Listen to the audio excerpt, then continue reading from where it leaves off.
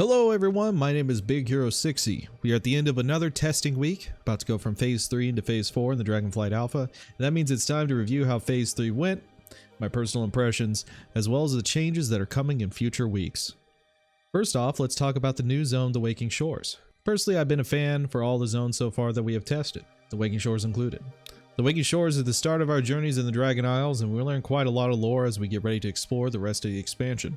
The zone itself has some quality questing moments, and my personal favorite addition is that there is a ton of side dialogue that is optional, but for those that are interested, you can learn extra lore as you are questing. I really appreciate that there was time put into this to include this info.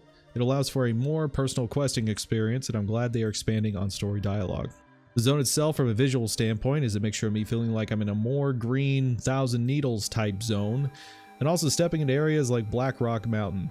As you fly around, there's broken towers, rocky landscapes, and fire. A lot of fire, usually associated areas with the Jara Din, which is a new enemy from this expansion.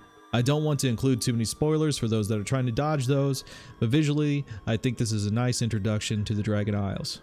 My only complaint is that it felt like the storyline for this area was quite short, but I am willing to see how the next zone paces itself to really judge how I feel about this. I also think possibly that not every quest is in the game. Similar to Azure Span, there are these settlements with NPCs walking around but no quests whatsoever. In the Azure Span we had quests that showed up but weren't implemented yet, or completable. I have a feeling we will see some areas of this zone extended in the future. Overall, I think it's a nice way to start off the Dragon Isles, and I look forward to seeing the pacing of the final zones to compare those zones to this one.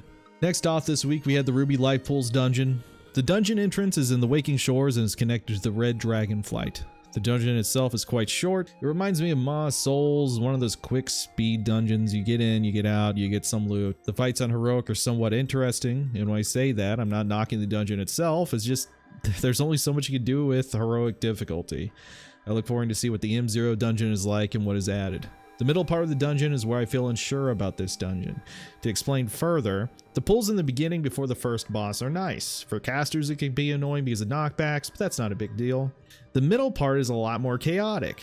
There's adds when they reach 1% health that will start using mechanics that you need to dodge. If this ever becomes an M+ dungeon, this is going to be extremely chaotic alongside of fixes, and also when you're trying to do mass pulls. That could be a good thing or a bad thing depending on what Blizzard wants to do around this type of design. But the mechanics themselves, I think they need to be touched up a little bit.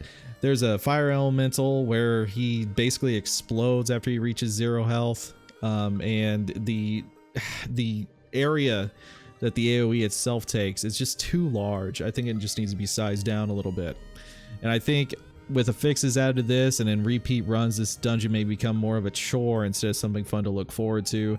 And overall, that's always something I want to have in the dungeons as we proceed through Dragonflight.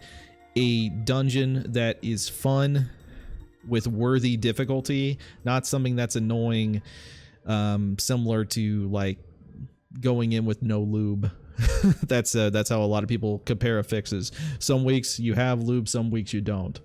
That being said, the final boss fight in the dungeon is a very epic fight. I'm curious to see what the mythic version of this fight is.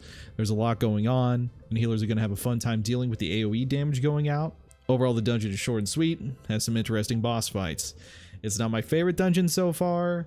I think I like Neltharis and Uldaman a lot more, but it's still a pretty strong dungeon, a lot stronger than a lot of the things I've experienced in Shadowlands. We also had the revealing of the Dragon Riding Talent trees this week. This feature I took forever to actually see because we had a weird bug where some of us on the alpha would see a blank UI screen for the Dragon Riding Talents.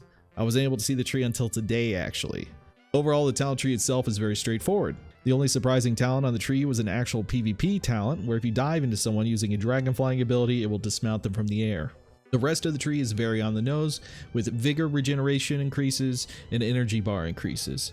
The tree is still far from final and has a lot of not yet implemented talents, so I'm hopeful to see a few more talents with flavor similar to the PvP talent in the future.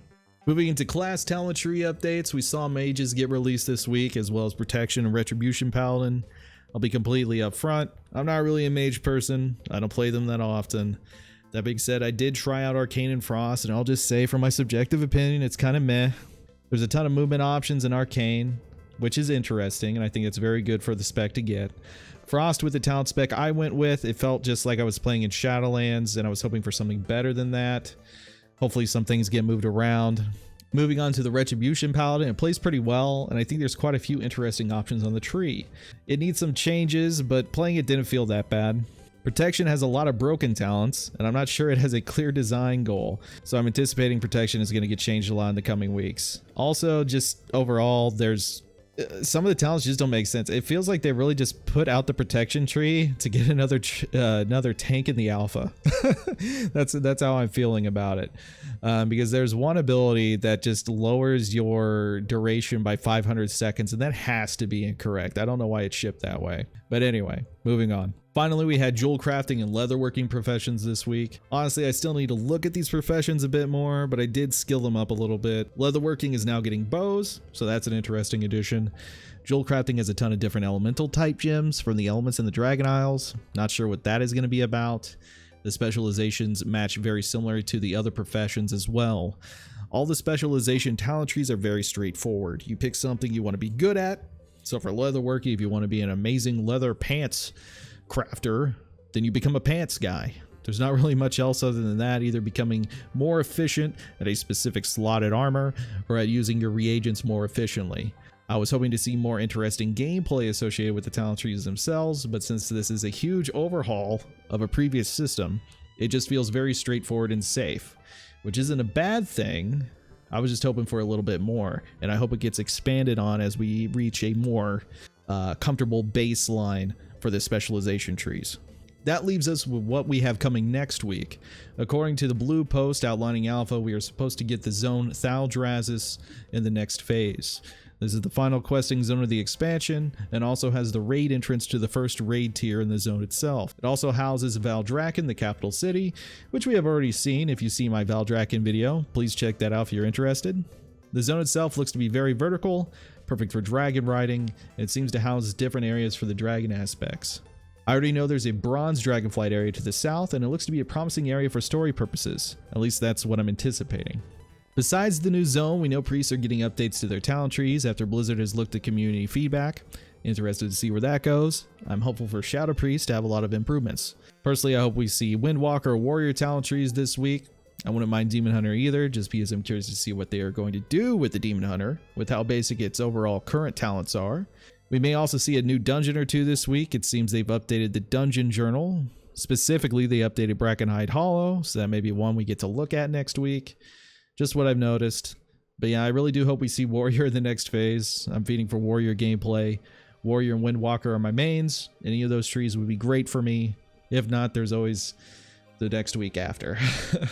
Overall, I think this week had a lot of good things in it, and it seems that Blizzard is listening overall. That being said, there is the recent sword change that is happening that a lot of people are throwing their hands up about. I think it's a silly change, but I'm just looking at this overall, guys. So far, the changes to the talent trees has been very good. Shaman feels amazing. Hunter's getting looked at. Priest hopefully is going to be something really good too. I'm just, you know, you got to take the good with the bad. The sword change, very silly, but overall, very pleased so far with what I've seen in the alpha, and if I'm getting more good than bad, that's all that matters to me overall. If you are interested, I do stream on twitch.tv/BigHeroSixy, and I plan on streaming as soon as the new alpha build goes up tomorrow. If you enjoyed this video, please like it and subscribe if you'd like to see more alpha coverage. I hope you all have a great day, and I'll see you all later. Thank you so much.